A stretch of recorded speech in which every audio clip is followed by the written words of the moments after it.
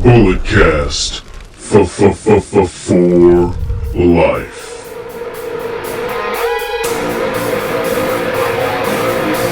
Get up! This is a revolution! This is our time to rise! Look deep within your mind, look deep into the hate in my eyes. We are the elite, and you are the weak. No matter how hard I fall, I'll get back up on my feet. Red alert, this is gonna hurt. When your face is in the dirt, you'll know your death is what I seek. We are the elite, and you are the weak, and I will always get back up on my feet. Yo, what's going on, ladies and gentlemen? It is I, the microphone Messiah, Phillip Brandon, joined by the Canadian Destroyer BT, Brandon Tanguma.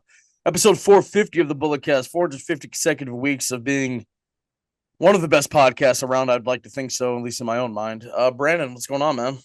What's up, everyone? We are here. Big weekend ahead of us in the world of wrestling. We've been talking about speculating for weeks, months. Yes. It's finally upon us. A lot of wrestling talk. We're going to get to All Out. We're going to get to Wrestlepalooza. Toronto and Indianapolis have a lot of wrestling going on. But, of course, there's wrestling going on all over the place. I'm sure there's some indie shows going on somewhere. Wherever you are, wherever you're listening, go check out, support your local independents, as always. Yeah, man, the ESPN era is upon us. We're going to talk about that. But first, we have to talk about it. We talked about it last week as speculation. It has been made official at, 12 p.m. PTR time last week. Triple H, along with many WWE superstars in Las Vegas, announced that WrestleMania 43 will be going to Saudi Arabia. For the first time ever, WrestleMania will be held outside of the United States and Canada. 2027, big, massive thing. Yeah, man.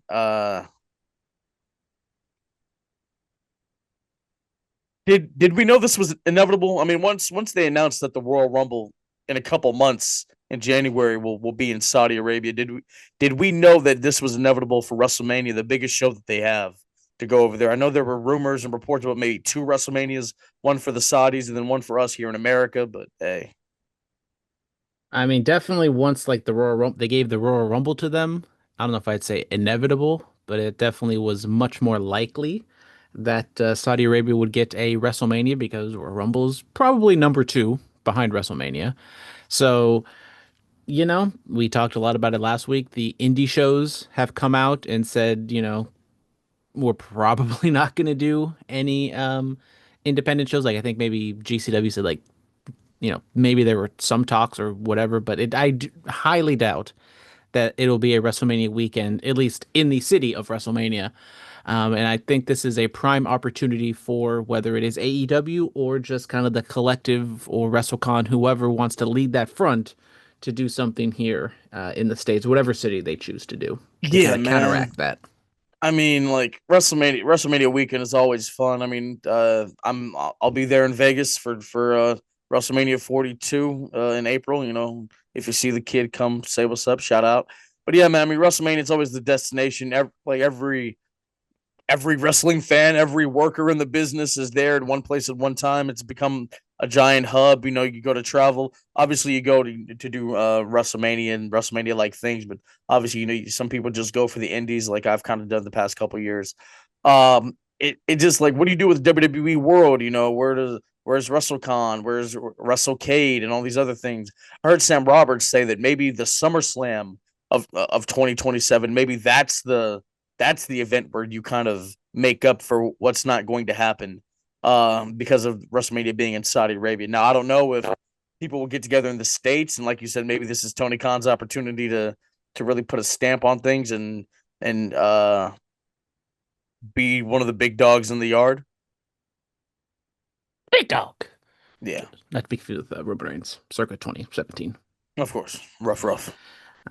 Yeah, I mean, it's not only just like for wrestling fans in general, but I would say like, fans in Minneapolis, Indianapolis, Europe, just as an entire continent who have never gotten to WrestleMania. Like there are cities and countries and places that have wanted WrestleMania forever.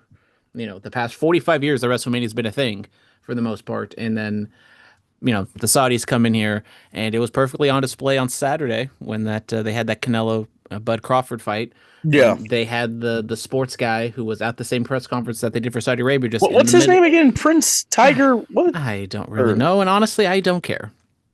Um, oh, all right, so he's in there looking like a Make-A-Wish kid, just randomly there, and bro. He was at WWE, UFC. I think he was at NFL. Like this dude is everywhere. Bruce Buffer has to put him over, say, "Oh, Saudi Arabia is so great, and thank God for this." And shout out Saudi Arabia for maybe trying to get boxing to be relevant again. But Shout out to Saudi Arabia. Shout out to Riyadh season. yeah, yeah, and also Saudi Arabia is paying Tom Brady a buku amount of money to quote unquote come out of retirement to start some fake flag football league. Flag football in Saudi Arabia. Well, I don't know if it's in Saudi Arabia. It might be. I It's don't in know. Saudi Arabia. I haven't looked too much into it, but apparently, I know these names don't mean anything to you, Philip. But these are pretty big football names: Tom Brady, CeeDee Lamb, Christian McCaffrey, whoa! Tom Brady's a Bay Area boy. Got a lot of love for CeeDee TV. Lamb and Christian McCaffrey. Shout out McCaffrey, great guy, one of the best. What team does he play for? It doesn't matter what team he plays for. He plays for the 49ers. I thought that could have been a layup, but he missed it. He's a great guy. I mean, if I'm gonna pick a football team, it's not gonna be. Actually, you know what? Given my recent roots. I mean, the Samoans, they love them some 49ers. Yes. I was gonna take a dig at the Niners, but bang bang Niner gang. Yeah, very interesting to see what's gonna happen with this. So I mean, hey man, WrestleMania 42 in Las Vegas. Let's live it up, Brandon. Come on. Might be the last WrestleMania ever in America. I don't. Might be the last WrestleMania ever not in Saudi Arabia. Who knows? I don't think so. I mean, people did bring up the fact that maybe just because they pay so much money, that WrestleMania would just bounce back from Saudi Arabia and Las Vegas. Yeah, I mean, they announced it, but what if they just cut it and they say it's going back to Vegas? I mean, next year was supposed to be in New Orleans, and they cut that one. I was excited, man. I was excited to go to NOLA. I was excited to get some beignets, a real po' boy, go down Bourbon Street. I was excited to New Orleans, man. I was excited to do the whole thing. I was supposed to go to New Orleans in 2020, but then a little sickness took over the world. Couldn't go. I was in New Orleans once, and then my family and I almost stayed, but then we left, and good thing we did because a little thing called Hurricane Katrina happened. But that's neither here nor there. Italy is also going to be having some WWE love. Nick Khan announced that in early 2026, Italy is going to be getting a PLE. Uncertain of what PLE that will be and when that will be. But yeah, so this is World Wrestling Entertainment. Yeah, I mean, Italy had a Raw in the past, whatever it was, couple weeks, months during this European tour. I can't even remember at this point. Something like that. It all runs together, but I mean, clearly, like the Clash series has kind of been the European show. Maybe it'll be Clash in Italy or Clash in whatever city they're going to be in, or it's just a completely different one. But I would assume it's going to kind of. They try to keep it, those European tours around the same time, so I'd assume it's going to be a clash. We shall see. Andrade gone from WWE. This people were saying what's going on with him. They went to the WWE.com website. I haven't been there in quite some time. How's the website looking? Is it still up to par from when I was a child? Well, I know that WWE shop has been completely taken over by Fanatics, so that sucks. But okay. I mean, WWE.com pretty much looks kind of the same, I guess. WWE shop owes me a Hurt Business shirt from like 5 years ago. I'm still waiting on that. Yeah, but what you call it? People saw that Andrade was moved to the alumni section of their roster, and then we can go click on the superstars. So people are like, "What's going on?" And then Andrade put out a tweet. It's just like his hands, kind of like the parody of Cody's list. And it's a piece of paper that says thank you. Apparently, he had some attitude issues and all these things going on like that. I mean, we don't know what was going on back there, but Andrade's gone from WWE. Yeah, I mean, very weird situation there. It, obviously had some blow up in AEW. Something happened in WWE. I mean, he was in the tag team with Rey Fenix, right? I was going crazy. They had like a little. They were on what they had that 6-way triangle ladder match or whatever on what pay-per-view is that? SummerSlam. Yeah. And it's you can make your jokes about just putting kind of two Mexicans together in a tag team, but I thought they had a little something there, Oh, we can't, especially. we can't do We, that. we can't say that, but some people might. So kind of sucks for Ray Phoenix because I thought maybe he was doing a little something with the tag team, and then that just gets cut from underneath him. Um, Andrade, I still very quizzical. Like him and Rusev, like it's easy to kind of put them together because of what happened in AEW, but he was so over in NXT, and him and Selena, as a team, as a whatever you want to call them, champion and valet, was so good. But then he went over to WWE, and maybe it's just a chicken and the egg So, thing where he has to be the top guy, or if he's not, it doesn't work out. so I mean, you think he would have been on NXT Homecoming if he hadn't got fired? Because I mean, once he became like Andrade Cien Almas and got with Selena, I mean, that run was it was so much fun. I mean, and then his main roster run, the first one, I mean, he was having the matches with Rey Mysterio. He got what, 2 U.S. title runs out of it. Left the company, went over to AEW. It was a massive get for them at the time. Didn't really get to where we thought it could have went to. He leaves, goes back to WWE. Surprised on what, this year's Rumble? I believe so. Yeah, and then it doesn't really pan out, and then his personal life kind of gets raked through the mud, finding out that he had a kid on Charlotte and all these things, and they're no longer together, and just a lot. A lot was going on. A lot was going on with Andrade. I feel bad for my guy. So I mean, is he going back to New Japan? Is it going to be Los Sombra again? Are we going to CMLL? Possibly, and it's kind of like I don't know how much of a bridge that was burnt with AEW, but AEW has a thing with New Japan and CMLL. I don't know how much sway Tony Khan has with either one of those companies because I would assume Andrade is not going back to AEW. It would seem that a CMLL or New Japan, return would seem the probably more CMLL I would mean, be where else the. would like he can't go to? I mean, he could TNA, but that's. I mean, well, yeah, because Jakar Jackson's over there. I mean, sure they have the WWE connection, but it's whatever. There's MLW. They're still going. Yeah, man. I mean, or he could just hit the Indies. He could just be a GCW act. I mean, unfortunately, I might see him in the same light as Matt Riddle, like very talented, but attitude, personal things might just have kind of gotten in the way of his whole career. I don't know. I mean, he's not speaking out on some wild takes like your boy Matt Riddle. So I don't there may be hope for La Sombra yet. We'll have to wait and see. Well, Ospreay has a successful neck surgery. Good for him.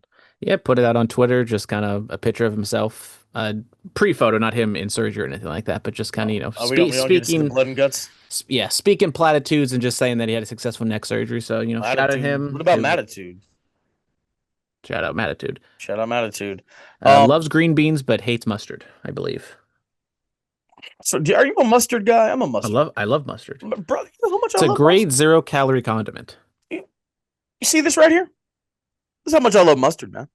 If for the audio only listeners out there, which is everyone, is he had a big old, I don't know how big it is, but a Costco size mustard Let's see. gimmick. This is a 6-pound thing of mustard. I was gonna say gallon, but that was definitely not a gallon. It was 9 ounces worth of mustard. Classic yellow mustard, America's #1 mustard brand. French's since 19. Well, yeah, since 1904. Who was president in 1904? Do we know? There's no way of knowing. Let's see, 1904 president. Was it Taft? I'm gonna go Taft. President. There was a president election. Old Teddy Roosevelt. Old Teddy Rose won Teddy that one. Theodore Roosevelt was the president of the United States when this mustard brand came out. That's how you know it's fantastic. Theodore on the Mount Rushmore, yes. Which we can talk about Mount Rushmore for a second. Have you seen CM Punk's take on the whole Mount Rushmore? He said we shouldn't be doing Mount Rushmore because it's just a bunch of white men that took over Indian land, so we should call it Grandfather Mountain, right? But you get 6 spots. You get 6 instead of 4. Then you get 6 instead of 4. So I'm not opposed to calling it Grandfather Land. I'm not opposed because plus the whole Mount Rushmore thing, like people get that wrong all the time. Like the Mount Rushmore isn't your top 4; it's the most important. I think. But if you look at Mount Rushmore, it's not exactly like the 4 most important presidents. Well, yeah, I mean, what Washington he founded, or he was the first. Lincoln, his run, and then with Theodore's on there. Yeah, the brush up on my U.S. history. I forgot what Theodore did. But yeah, I mean, Thomas Mother F. and Jefferson. yeah, Thomas Jefferson, of course. Come on now. But yeah, I mean, we can have those debates till we're blue in the face. Bret Hart and Goldberg are going to be at the same event. Oh boy, Yeah, this one's going to be taking place over in New York. when is this? Saturday, November 15th. It is going to be the Big Event Entertainment and Sports Expo in Brentwood, New York. So it seems like one of those kind of They're. overarching just events that have more than I just hope their wrestling tables going are on next there. to each other. I mean, if there is an event, if you want to, book a maybe not a dual signing, but maybe they have some sort of panel together or some sort of photo op That together. would be hilarious. Bret Hart will also be out here in the Bay Area in Newark, California for Legacy Lives On for BTW's 29th anniversary. I believe that's October 3rd at the Newark Pavilion. Yeah, go check out that to go meet the excellence of execution. All right, everything on the menu with Braun Strowman October 24th after SmackDown. The former Braun Strowman. Yeah, we talked about this like months ago, right? I believe so. Yeah. Very awkward. Very, very awkward. But yeah, Braun Strowman, he's got a show, everything on the menu with Braun Strowman. Basically, Shout out. I would assume just him touring America, just eating stuff, and it will have a somewhat of a wrestling tie-in because it'll be debuting October 24th, the Friday, right after SmackDown. So definitely a smart move on USA's part to have the former WWE wrestler on after a WWE show. Try to get some eyeballs there. Absolutely, absolutely. Prestige Wrestling indefinite hiatus. The what you call it, the press release, if you will, came out earlier today. They have 4 more shows left. Prestige. I mean, they're another one that's taken over the kind of the indie hand of wrestling. They've had partnerships with Deadlock Pro and obviously West Coast Pro out here. They've ran joint shows out here. They've ran joint shows in Southern California. So yeah, it's a shame to see a prominent indie kind of go on hiatus, but that uh, hopefully all these people can get some work, that are prominent fixtures on Prestige Wrestling. Like Jordan Cruz is, shout out Jordan Cruz, just won back the UGWA title for the 3rd time this past week, and I was on the call. Great stuff. What are your thoughts on Prestige? Yeah, I mean, Prestige is one of those top tier independent wrestling companies that's still going on over in the Pacific Northwest. The president or whoever's like in charge of it basically said like they lost their love and they need to kind of like take a break or whatever. So who knows if it will ever come back? I mean, speaking for us, APW had a similar situation. They were kind of the top dogs and they just kind of never came back. So who knows what's going to go on with Prestige? And obviously, Prestige has pumped out a lot of big name wrestlers from the Northeast or Northwest. Especially like the AEW guys like Darby and Swerve and Nick Wayne. So, shout out Prestige, and hopefully they can come back or someone can take their place. Prestige and Defy, yeah, they were putting them on.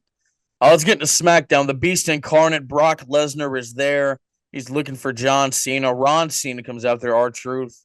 They do their bit. Ends with an F5 to R-Truth, and Brock Lesnar rips his pants. You and Brock Lesnar have something in common now. Yeah, we rip our pants at wrestling shows. It's a tough look. Once again, just like Brock Lesnar, there were kids that were in the vicinity to see that. Um, it's a tough look. But yeah, me and Brock Lesnar are definitely the same caliber athlete. But I mean, it was a very weird segment. I mean, it was weird enough that Lesnar was going to be on the show when you knew Cena wasn't going to be on the show. So it's like, Well, no, he didn't know that. I mean, Cena said specifically that last week was his last. How do we know Brock Lesnar watches the show? Well, I'm just saying when he showed up us as viewers would know that. Okay, us as viewers, but when Brock Lesnar showed up for the U.S. Open Challenge, he said, "Where's John?" He walked in. Where's John Cena? Oh, he's in the ring. Okay, so I mean, Brock Lesnar doesn't watch TV. We all know this. He goes out and butchers cows, lifts logs, Russell's bull mooses, and watches his daughter shot put. Yeah, all that. But yeah, it was a tough watch. To be honest, it was kind of weird. I've heard great things. I heard people thought this was very entertaining. I thought the most entertaining part was just Brock ripping his pants and just like the genuine, like you kind of saw the real Brock Lesnar. I thought like when he did that because like yeah, Brock Lesnar kind of showed a little more of his personality, but I think like that genuinely was a real reaction from Brock Lesnar from tearing his pants. I mean, he could have just picked up Ron Cena and F5'd him again and again and again, but he didn't do that. He And just thank kind of God he like, was wearing underwear because I know there's some crazy people out there who might go commando in some jeans. oh, Brock Lesnar had on his SmackDown blue trunks ready to go, just Yeah, in case, man, just in case. Another thing from SmackDown: Sami Zayn and Ray Phoenix kill it. Another great U.S. Open challenge. yeah. I mean, I believe Ray Phoenix super underutilized. They should be using more with him now that Andrade is gone. Maybe he'll be doing a little bit more in the singles action. Still, the Lucha Bros will be a thing in WWE eventually, but I don't think you want to, pull that trigger quite yet. Los Lucha Brothers. So, you know, hopefully this is Speaking one of step closer for him to do something. speaking of one luchador, let's talk about another. He is now the GLOAT. He is now the greatest luchador of all time. Dirty Dominic Mysterio, the Intercontinental Champion, defeated El Vikingo to win the AAA Mega Championship this past weekend. Double belt Dom, double dirty Dom. It is going on, man. Shout out to Dominic Mysterio. Rey Mysterio had to put that championship around his son's waist. You love to see it. You love to see it. Yeah, I mean, it was not a foregone conclusion, but a lot of people speculated this was going to be the point where Dom was going to get that title. And I think it's a great opportunity for him, get some reps in it. It's kind of weird that he's a heel on WWE, but kind of in the AAA universe, he's still kind of a heel, but he's also kind of a wink and nod baby face.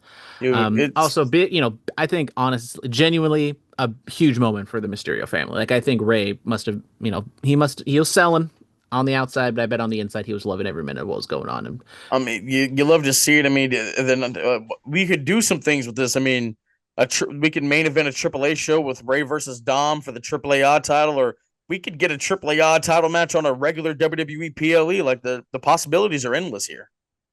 I mean, the fact that Kenny Omega and Dominic That, Mysterio have held the same championship in the past, within like 3 years of each other, 4 years of each other, is that's what kind of crazy. that's the thing. Like if you do the time, like when Kenny Omega was the champion, what Dom was still still trying to find his footing. Was he wrestling Seth or whatever? And then you fast forward all these years later, and Dominic Mysterio is the AAA champion. Crazy lineage, crazy lineage. Yeah, and maybe this is a different podcast where we maybe talk about the future of WWE, but I'm starting to sell a little bit of my Braun Breaker stock. I think you got to look at Dominic Mysterio as possibly like the future face of WWE, to be honest. I mean, yeah. I mean, you didn't know this. I mean, the guy has a wife. He had a mommy. He has a girlfriend, Roxanne, maybe his side chick. Like we don't know.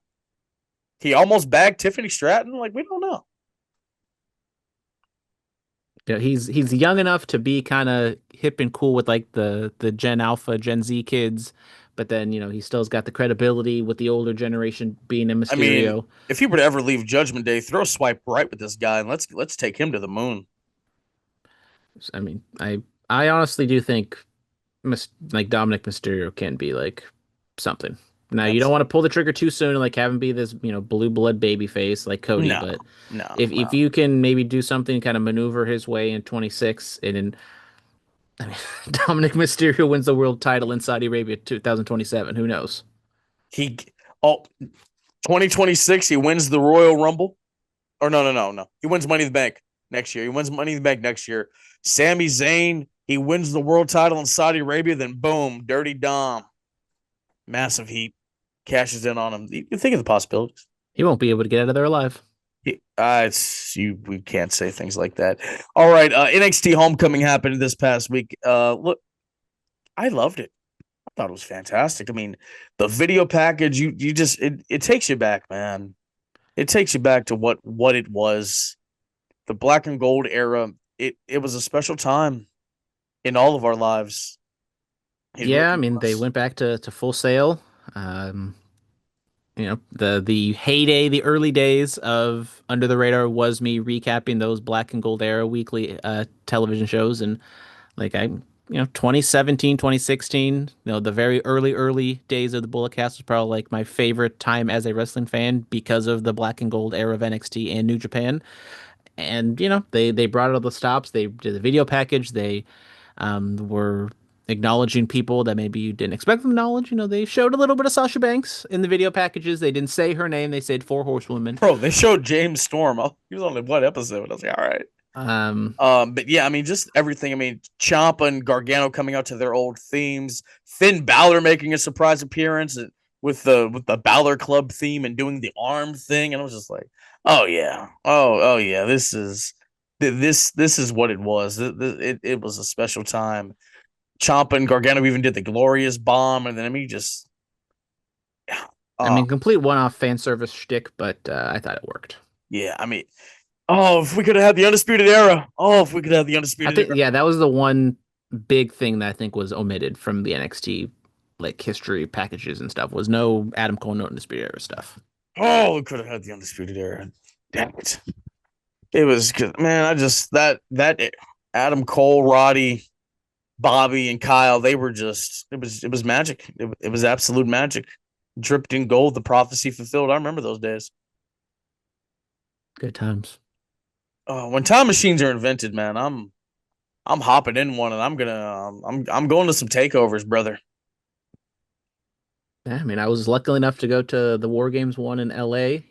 War Games are a little weird just because like vantage points and the two ring stuff, but I mean, I think super underrated match, Johnny Gargano versus Aleister Black for the NXT title. I thought it was a fantastic match.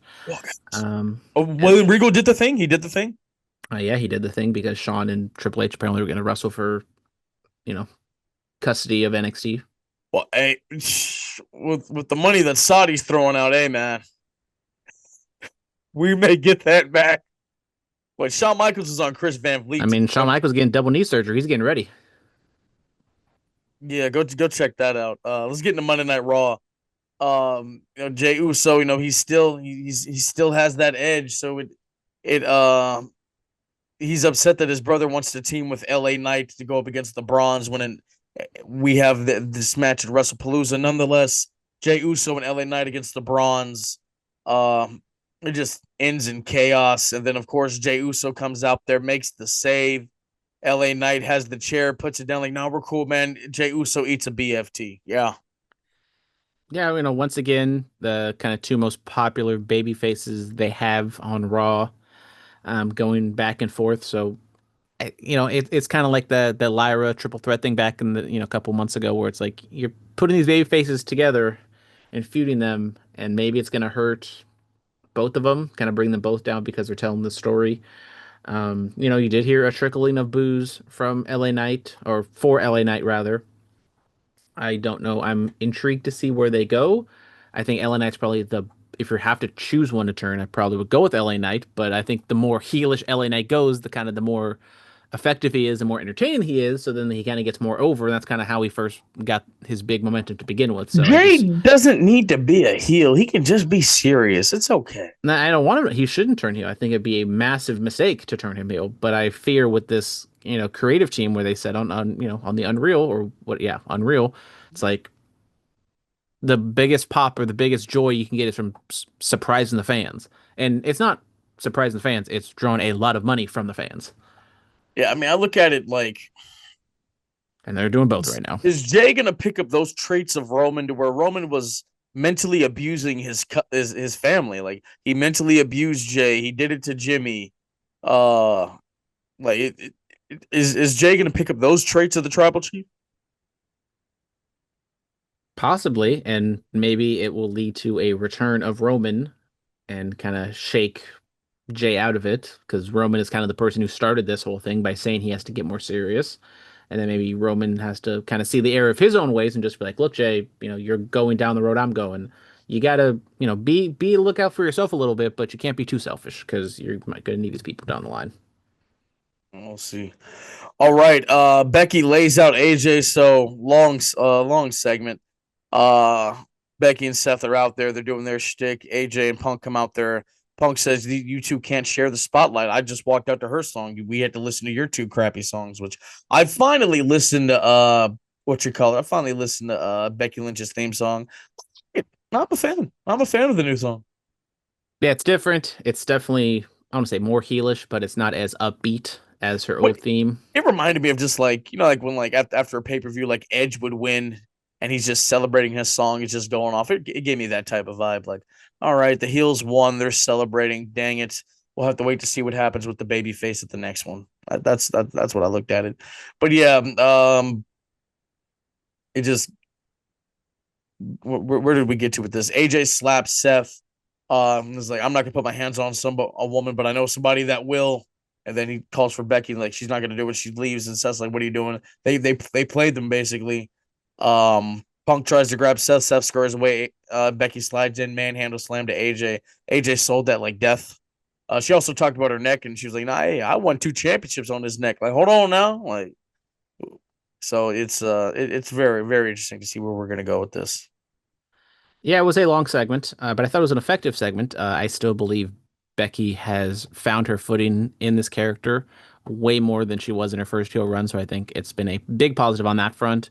AJ still, she's effective. I think she's, towing that line of kind of being that kooky, crazy character she was 10 plus years ago, but still finding a little bit more kind of adult woman in her character. So I think she's doing a good job there. And Punk, the chemistry that AJ and Punk is definitely on display, and Seth is just kind of Seth for me, as you know. Yeah. So Yeah, I mean I mean I'm interested in it. I want to know where they're going to go after this. That's my whole point. And we'll talk about that, I guess, when we get to Wrestlepalooza. And yeah, Becky's doing great work. I don't know if you know this, but Sports Illustrated and ESPN say she's the best women's wrestler of all time. I've heard that. I've heard whispers, but Yeah, I don't know if exclusive. you know this, but the East Bay Times say I'm one of the hottest young acts on the indie scene. That company's still in business. Yeah, Oh, good for them. East Bay Times, the Chabot Spectator. I mean the San Leandro Gazette. All the papers are talking about your boy. I'm talking about the kid. Hugger Bailey's back. What the hell is going on? Yeah, I don't know. They finally brought this new character to to the ring. I guess happy they didn't pipe in like her voices over the PA system, which could have been a possibility. They did do kind of the backstage yelling at herself, and God bless Lyra Valkyria. I mean, her acting is god awful. I think she's now taken over. Okay. She's taken over Natalia as kind of the woman who's got the worst acting chops, who's Hey, getting hey, well, not television too much time. on Natty. I She's know, a low key legend. I know, but I think Lyra is kind of like the perfect foil because this is kind of a dumb, cheesy storyline, and Lyra's facials are dumb and cheesy. So, there you go. Yeah. All right, AEW happened. AEW did happen. They had September to Remember, and it was a 3 hour block. So it was a combination of Dynamite and Collision. I'm not going to go too much into it because a lot of it was kind of like some qualifying matches to set up matches that are going to be taking place Brother, on All Out. hold on. I have to say this because we're talking about AEW. I finally watched the Hollywood ending match. 6 months, 7 months later. Brother, brother, that thing was it was phenomenal. It might as well have been the Hollywood ending styles because it was phenomenal. Should have been the main event, but it's It, okay. I mean, but I didn't Hey, Tony Storm was right. Uh, Mariah May, people will like her but never love her again. And look, man. Hey, who's the NXT Women's Champion right now? JC Jane. yep. Hey, oh, by the way, Booker T almost had a heart attack on NXT when there was the double Devil's Kiss. I need Blake Monroe to be the champion like ASAP. And back to the Homecoming real quick. Tyler Breeze and Ethan Page, they did the damn thing. But yeah, I need Blake Monroe to be the champion. That to be her last match at AW, absolutely phenomenal. Yeah. So they kicked off with a Page and Fletcher contract signing for She's gonna no the. sell the Hollywood ending match. It was 7 months ago, and Eric talked about how great it was, and it should have made event of the show. I know. I'm here. Check now. out Under the Radar for my full recap of that show. I'm here now. I'm sorry. Was that Revolution? I think it was Revolution. Yeah, it was Revolution. It was in LA. Should have went to that show. But anyways, Paige and Fletcher had a contract signing. They put out the stipulation that the Don Callis family cannot get involved, no interference. or else Fletcher will lose his TNT title. It was just good, solid stuff. Pretty much what they've been talking about. The present of AEW taking on the future, perceived future of AEW. So, yeah, good solid stuff. Since it was a 3 hour block, they did have a lot of video packages, which I thought was good because I think there's a lot of people out there who, like myself, kind of watch Dynamite consistently, but then don't kind of watch Collision. And some of these matches are being, promoted through Collision. So I think they did a good job with MJF and Mark Briscoe. They did one on the women's match slash women's. They did several different video packages kind of throughout the week or throughout the show. I thought that was good.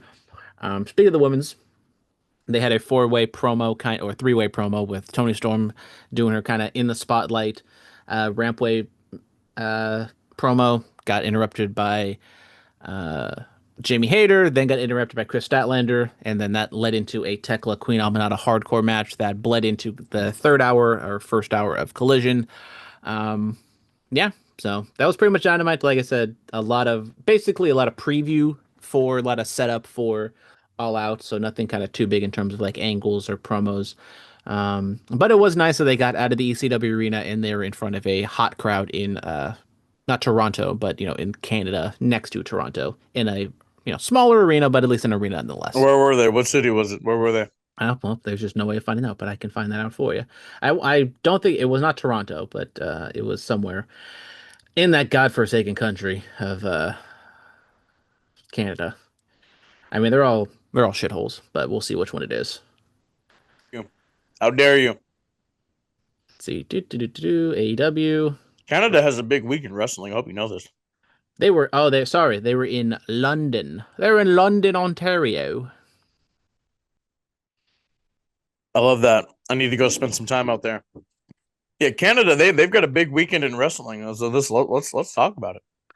We got in a real city of Toronto. See, I can put people over.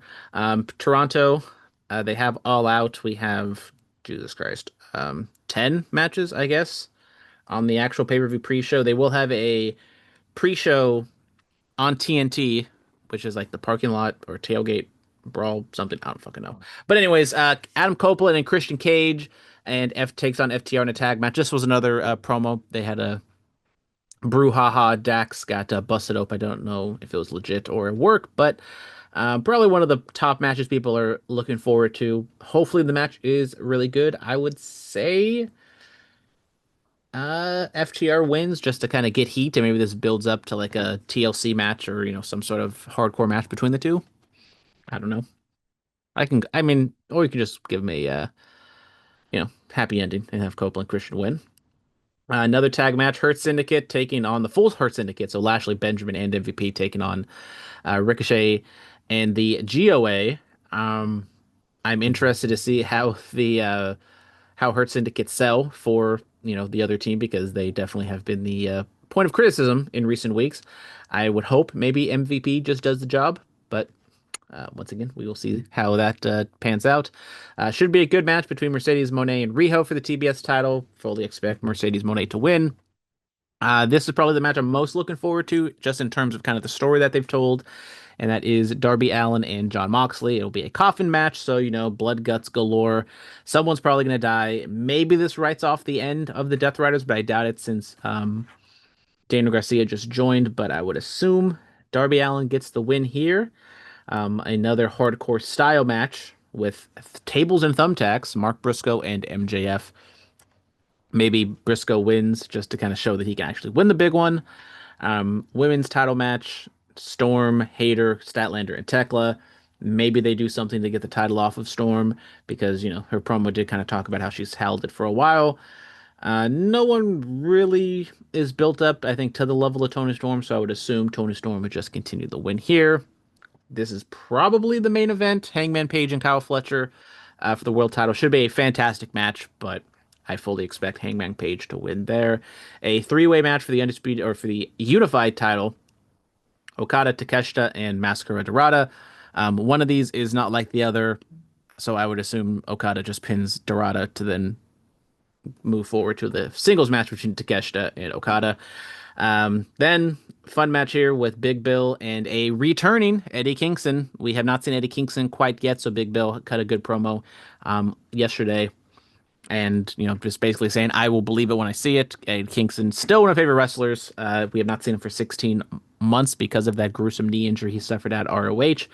So I think Eddie Kingston just comes in, beats him down, and gets the He's win. been gone for 16 months. That's what Big Bill said, and I would believe him. Jeez, So, let's see. Let's click on the old Wikipedia and see what comes up on the very last part of what happened. It's crazy. Yeah, real crazy. Anyways, there's too much stuff going on. I can't find it. Then, four-way ladder match. We got Brodito, Young Bucks, Jet Speed, and the Don Callis family, which is Hechicero and Josh Alexander. Brodito probably gets the win here. I realize I didn't have any new champions, so looking back, if I were to choose a champion to actually win or to lose, it probably would be Tony Storm. So yeah, there you go. Wow. But maybe they're doing something with the Young Bucks. Young Bucks got their mojo back with the money. They spent a little bit at the slots, and maybe they get the titles and they do something with that. So did they do the Baron Corbin gimmick? For a little bit, but it was not as. I mean, it was comedy, but it wasn't kind of as down on. I mean, I guess they did kind of do the Baron Corbin shtick, but it wasn't as kind of over the top as the Baron Corbin one was. Did they both have a dirty white shirt that had like mustard and ketchup on it? No, they didn't go to that far. They definitely went down the road of them, having to, get their own taxis or, yeah, it's hard to explain. It's basically the same thing, but I think the Corbin one was a little bit more over the top than They had to put one. They had to put their own lettuce on their sandwiches. Crazy. Exactly. Man. All right, ladies and gentlemen, Wrestlepalooza is this weekend, and actually, we never really talked about it. Hold on, let me get back to All In, or All Out. Did we ever talk about like how they changed the date or the time, and then like people have to like kind of readjust like traveling and all that? We never talked about that, huh? For what? For Wrestlepalooza? No, for All Out, and like they changed the time. They're gonna go earlier in the day, which means like people have to like try to change, like if they're flying in, like, oh, we got to rearrange our flight. Can we make it in time? Blah blah blah. We never talked about that, huh? No, I mean I don't know how many people really are flying in day of the show, but Yeah. there might be some people out there who just. I mean, I've thought about flying in, going to a show, and then flying right back out, but I would assume that's very minimal people. Yeah, I mean, on the bright side, it'll be done earlier, and then you can go out on the town and do whatever you want. Wrestlepalooza is this weekend though in Indianapolis. It is big. Drake's Nokia is the theme song for Wrestlepalooza. You see, Canada's having a big weekend, a massive weekend. By the way, did you see the Billboard? They put up the what was it? The top 25 R&B hip hop artists of the last 25 years. Guess what number Drake is? Number 1. Of course. Guess what number Kendrick is? Number 6. Not even in the top 10. So I rest my case. Boom. Drake is better than Kendrick. I mean, look, I'm putting to you like this. If Kendrick was that great, I'd walk out to him, but I don't. So what was the list again? What was the name of the list again? It was a Billboard. What was it, like top 25 R&B hip hop artists of like the last 25 years, something like that. Saw it like 2 weeks ago, and I would argue that Kendrick Lamar doesn't fit those criteria. He's a rapper. He's not a hip hop artist or an R&B artist. Or it wasn't R&B. It was hip hop and rap. I'm sorry, I don't know why I said not two completely different things. Then that list is just wrong. Yeah, but where's my boy Lil Wayne? I don't remember. I didn't care enough. You know, bullshit. Yeah, I mean, real G's moving silence like lasagna. That's he got one. He got one bar. Congratulations. Yeah. I mean, have you heard his new music? What are we doing? I refuse. Yeah. I stopped after the Carter 5.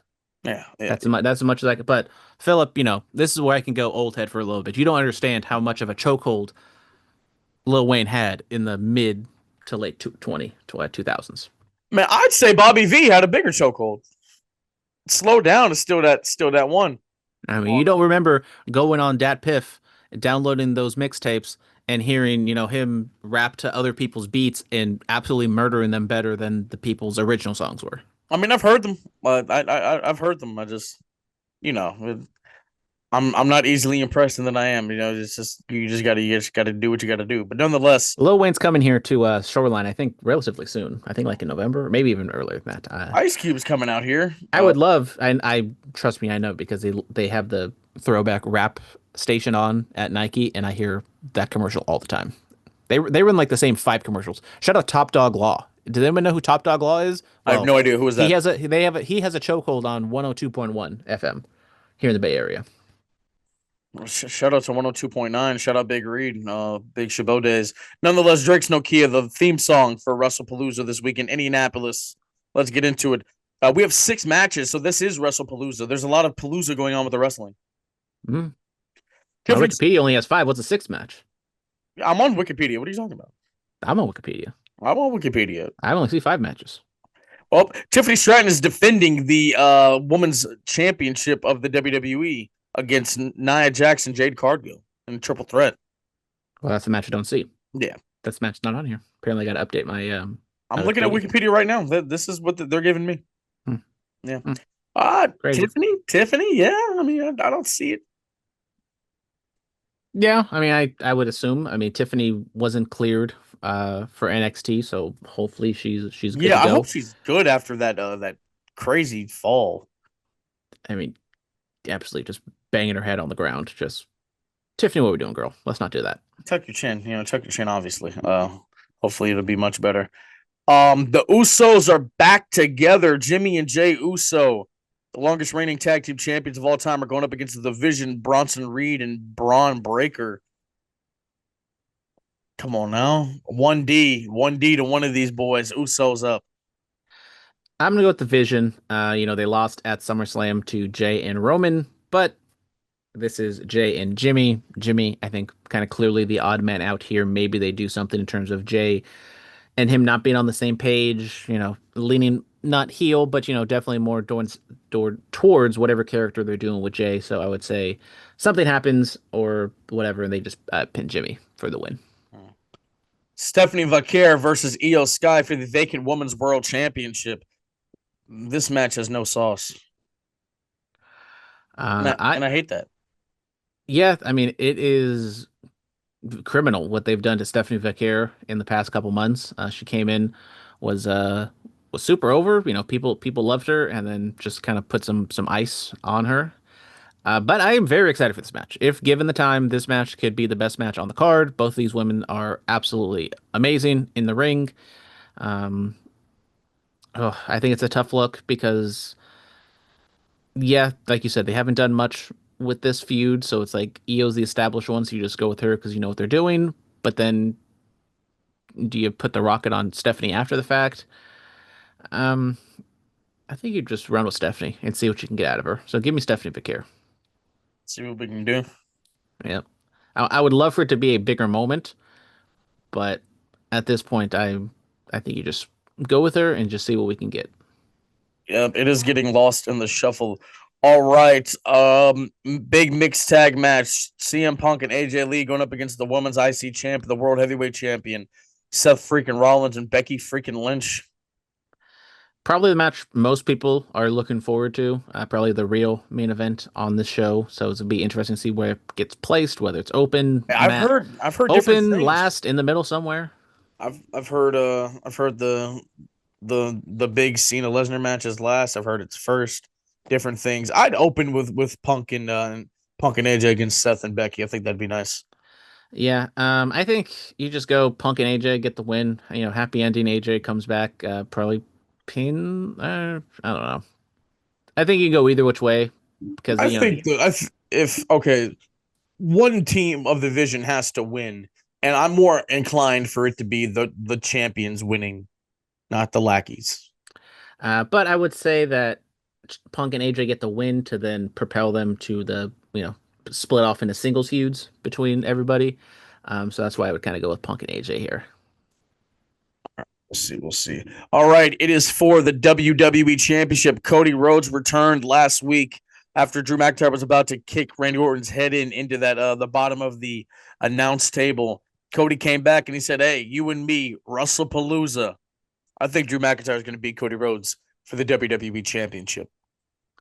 You talk about when We need something big. We need something big to happen here.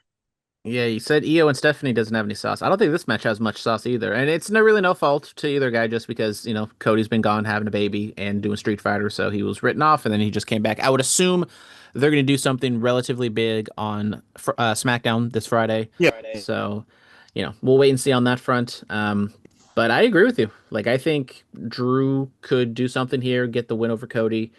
Um, and maybe Cody steps away a little bit, does some more dad time, does whatever he's doing outside of WWE, and then maybe he comes back around to get the title at like Royal Rumble or something, if that's what they're planning. I don't know what the perceived WrestleMania main event is. It's what are we? This is Wrestlepalooza. What's next? Perth? Uh, Perth? yeah, Perth, Then Survivor then Survivor Series, Series. and Saturday nights. You could give it back to Cody at War Games, or you could give it back to him at Saturday night's main event. Possibly. Yeah, so I mean we're kind of in agreement here. We would not be shocked here at the Pullicast if Drew McIntyre is the new WWE champion. And the last match, it is a match that is, I don't want to say 20 years in the making, but it is a match that always has big match feel. John Cena on Raw said, I've taken your best. I founded Suplex City. So here we are. John Cena, Brock Lesnar, Wrestlepalooza. This is one of the 6 dates that Cena has left. After this, we'll have 5. Does John Cena beat Brock Lesnar, or does Brock Lesnar end the retirement tour early? I mean, you talk about that Perth show. Cena is advertised for Perth, so he's going to be there. Whether it's just at the show itself or a little bit into the lead-in, but you said he has 5 dates left, which would say he's not going to do too much after this. So I would assume maybe he just shows up to Perth, has like a one-off match or something. There's an open challenge in Perth. And maybe that is just like Brock kills him, so he's written off, and then John Cena like makes his return at Perth, or kind of what they did with Eddie Kingston is like, oh, John Cena will be there, but is he going to be there because he was so mangled from Brock Lesnar? But this is kind of ESPN's main event, which kind of showcases where they are because it's kind of once again these non-wrestling people thinking they know about wrestling just because Cena and Lesnar are the quote unquote 2 biggest stars. That this is the main event when clearly, I mean, I would say it's Punk and AJ versus Seth and Becky. Um, I think Cena wins, and maybe Brock Lesnar, like in a fit of rage, attacks him afterwards. So you get like the same effect, but you still get Cena winning. I don't know, because I just think back to like when Brock came back from the UFC and Cena beat him, and Brock should have won that. Brock's been gone for a minute. I'll go Brock Lesnar. This is one of the rare losses John Cena can have, and it's justified because it's Brock Lesnar. I'm just very interested from the business perspective of how this show does, because WWE continues to tout or continues to try to say how much they can bring in the non-wrestling fans, and time again they overpromise and underdeliver. And I do wonder what this, because Well, look, if you want to bring in non-wrestling fans, you got to drop these ticket prices because I mean, Jesus Christ, this is I'm just saying, like, on just strictly watching, because they had these they said they were going to draw like 5 million people on Fox. That didn't happen. They say they're going to draw these people on Netflix, and the Netflix they numbers, never drew. They never got that high on Fox. Oh, let's see. I mean, they were saying some outrageous number, and they never came close to that. Let's see. What was the? What was the highest Fox rating? I mean, Was it it was probably the debut. I mean, Fox WWE Fox viewership.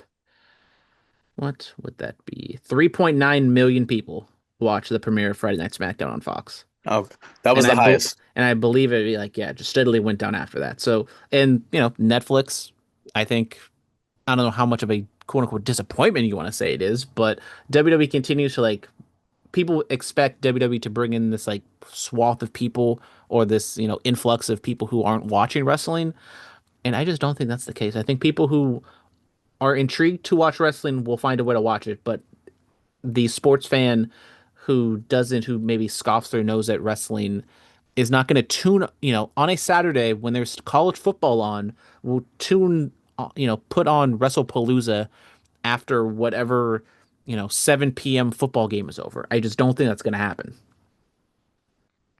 But, WWE keeps getting the bag. And these companies are, in the world of content, everyone is dying to get content on their platform in these streaming wars. And so WWE's offering it to ESPN, and ESPN and the mouse is taking it. Yeah, they're gonna take it. They're all gonna take it. Oh man. Oh man. And I mean, there's still the YouTube TV, Comcast, other big markets, other, big people who don't have access to the Okay. full-blown ESPN app. So I'm sorry, it's official. Brock Lesnar and John Cena will open Wrestlepalooza. So I mean, that would kind of go to maybe them trying to entice those non-wrestling fans because, MMA fans, UFC fans are going to know Brock Lesnar, John Cena, big name. He's in Peacemaker's going on right now on HBO. So, I mean, that goes to my saying of this is the ESPN's main event. And that's why they want to put it on first, is because they want to try to get as many eyeballs as early, because that's probably when they will peak in viewership or tune in, whatever they call it. Well, yeah, and then of course, whatever the main event of All Out is, I'm sure it's gonna bleed into And also, I don't know how ESPN works. Like if they do an autoplay thing where they autoplay whatever you're watching into Wrestlepalooza, the first thing will be Brock Lesnar and John Cena. Be like, oh, I know Brock. Hey, that's what he's doing these days. Let's see what's going on with that. So we'll see. We shall see. We shall see. All right, ladies and gentlemen, that is going to do it for us. A lot of wrestling going on. Brandon, you'll cover All Out, and then we'll get together and cover Wrestlepalooza. Sounds like a plan. I do wonder how I'm going to watch it, or not how, but just how it's going to go down, because that is how you're going to watch it. 8 to 9 hours probably of straightforward wrestling. I do wonder what AEW is going to do in terms of overlap, because they get a 3-4 hour head start, and these shows are going past 4 hours. I think there might be a half hour overlap between the two. So maybe, we'll see Kyle Fletcher and Hangman Page go head to head with John Cena and Brock Lesnar. Absolutely. We shall see. All right, ladies and gentlemen, that is going to do it for us. You know where to find us. Thank you so much. As always, be safe and stay dangerous. Yes, sir.